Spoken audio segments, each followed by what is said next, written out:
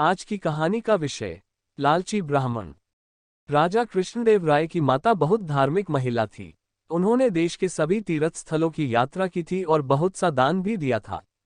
एक बार उन्होंने कृष्णदेव राय से दान में आम देने की इच्छा जाहिर की।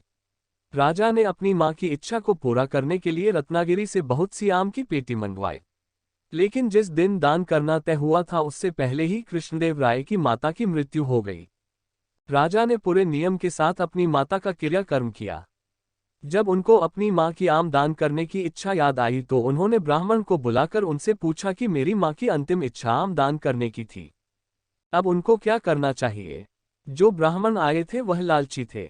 उन्होंने राजा से कहा कि उनको अपनी मां की अंतिम इच्छा पूरी करने के लिए सोने के बने आम उनको दान करना चाहिए। राजा ने ब्राह्मणों को सोने के बने आम दान में दिए। जब तेनाली रमन को ये पता चला तो उन्होंने भी अपनी मां की आत्मा की शांति के लिए उन्हीं 3 ब्राह्मणों को बुलाया।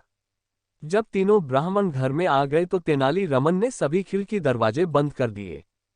इसके बाद तेनाली ने लोहे के गर्म सरिये को अपने हाथ में ले लिया। जब ब्राह्मणों ने तेनाली से पूछा कि तुम क्या कर रहे हो, तेनाली रमन ने कहा कि मेरी मां की अंतिम इच्छा थी कि मैं गर्म सरिये को उनके घुटने में लगा दूं जिससे उनका घुटना ठीक हो जाए। अब मेरी मां तो रही नहीं, इसलिए मैं यह आपके साथ यह करके अपनी मां की आत्मा की शांति करना चाहता हूं।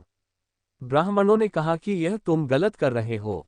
तेनाली ने कहा जिस तरह आपने सोने के आम लेकर राजा की मां की आत्मा की शांति करी थी, वैसे ही आप इस तरीके से मेरी मां की आत्मा की शांति भी कर दो। तेनाली की यह बात सुनकर ब्राह्मणों ने तेनाली से और राजा से माफी मांगकर सोने के आम वापस करे। तेनाली ने राजा को समझाया कि इस तरह लालची ब्राह्मणों के चक्कर में पड़ कर राजकोष को खर्च न करे। आपको यह कहानी कैसी लगी हमें कमेंट बॉक्स में बताएं और ऐसी मजेदार कहानियां सुनने के लिए हमारे चैनल कहानियों की दुनिया को सब्सक्राइब करें। धन्यवाद।